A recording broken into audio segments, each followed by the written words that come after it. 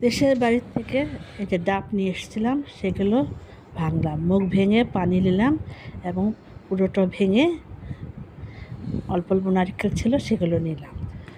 এই প্রথমেই আমি ডাবগুলো ভাঙলাম।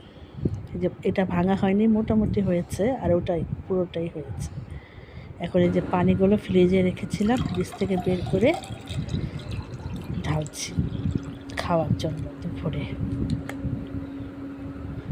এই যে নারকেলগুলো চামচ দিয়ে নিয়েছিলাম, ওই যে অল্প অল্প নারকেল হয়েছিল, সেগুলো পানিতে দিচ্ছি।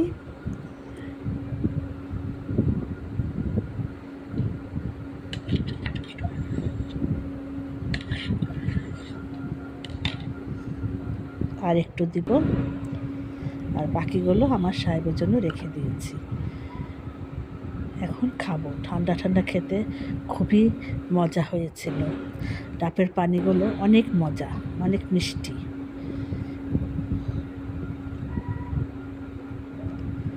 খেয়ে প্রাণটা জুড়ে গেল।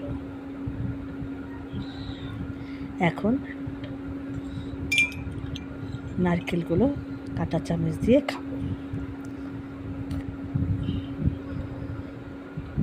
সবাই ভালো থাকেন, আমাদের জন্য দোয়া করবেন।